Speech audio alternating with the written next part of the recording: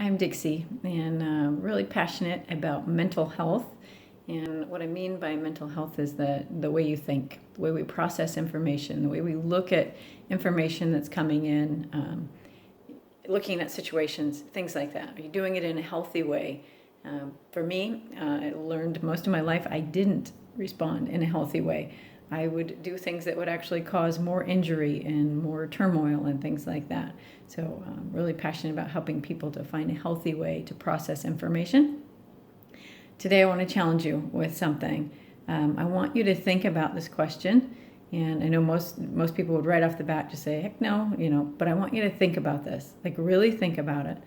And the question I want to ask you is, do you ever deliberately, like on purpose, believe something that you know is not true? You know it's false, but you choose to believe it anyway. And for me, that's one of the things that I really I think affects your mental health is how you look at things, how you perceive information. I watched a program not too long ago that was talking about, they do these surveys or these kind of tests for people. They'll have people come into a room, and even if it's like 10 people, right? So they'll have 9 people that'll agree to give the wrong answer. They'll talk to them, of course, separately. And then they'll have one person that comes in. That's really the test subject, right? This is really the person that we're looking to see what will they do. And it will be questions as simple as, which line is the longest, right? And they'll put 3 lines on a chalkboard and they'll say, which line is the longest? And those 9 people who agreed to give a false answer, of course, will vote for the wrong one. And most of the time, like the majority of the time, that one person, even though they know that's not the right answer, that's not the longest line, they will vote with the other people. And when I've heard these different things, it's really got me thinking how often we do this every single day. And I want to challenge you with this question because I think it is really foundational in how you process information, what your mental health looks like. Every day you wake up and you have a whole world in front of you, right? You have this day that you can start with. And one of the things I've learned is that, every day there's choices in front of us. We get to choose. Am I going to be happy? Am I going to be miserable? Am I going to focus on things I want or focus on things I don't want? Am I going to see all the negative in the world? Am I going to see all the positive?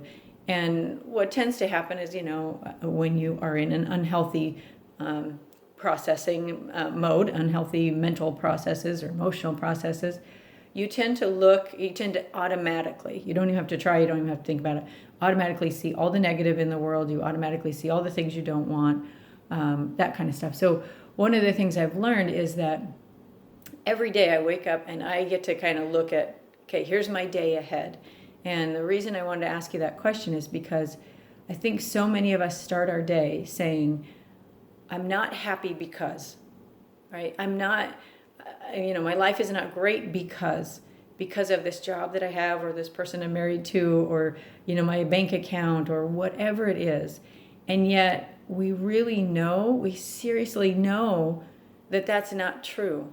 You could have a different job and still be unhappy. You could have a different spouse and still be unhappy. You could have a different, balance in your checking account and still be unhappy.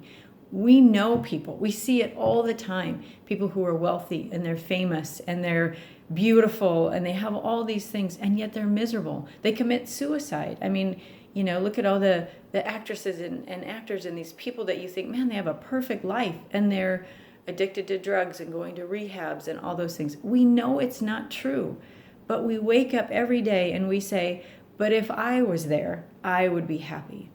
And I want to challenge you because I have found that every day I can wake up and I can be happy no matter what the circumstances are.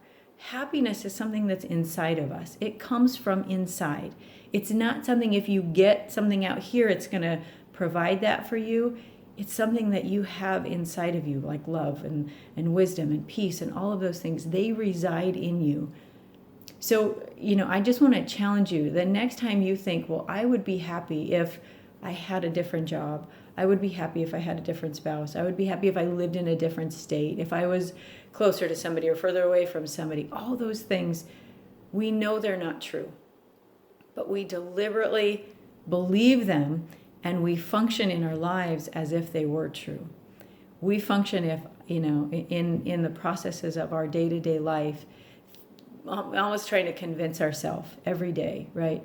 So some of the things I have found that have helped me to be happy right where I am, and the very first one is that I have recognized that what I want more than anything else, more than a bank account, more than a job, more than anything else, is I want to be happy. I want to be at peace with myself. So when things come into my life now that disrupt that, I see them as foreign.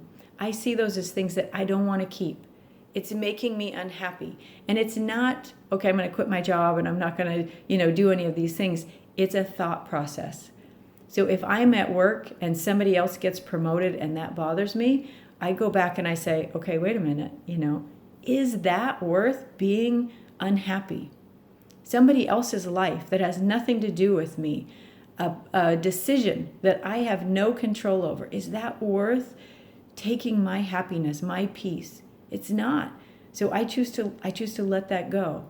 I can say, what do I need to do better, to get promoted or whatever, and I can assess those situations and my skills and my behavior, but I don't want to let something else that's outside of myself that has no control, affect my happiness. Take that from me. I want that first. That's my first priority. So, I really like Michael Singer. I've shared his messages a few times, but he really talks about, when we go after things thinking that they're going to provide something for us, what we find most of the time is disappointment. And I've experienced this in my life. You meet somebody and you think they're amazing, and if this were, if I could just have this relationship with this person, and then you have that relationship and you find out, what, they're human too, and they have flaws too, and they're not perfect, and they don't, they're not going to fix everything inside of you. So, and not that you can't have that person that you want in your life or any of those kind of things, but hopefully you can kind of see what I'm saying here, that don't let things that are false, things that are not true, take your joy. Because somebody else gets a promotion at work, that doesn't mean that I'm not valuable. It doesn't mean that I'm not doing a good job. It doesn't mean that I don't matter. It means that good for them, they got a promotion. It's not worth taking my joy and my happiness. So hopefully you'll think about that today. Maybe you'll see areas in your life that you can kind of start to challenge that with. Anyway, have an awesome day.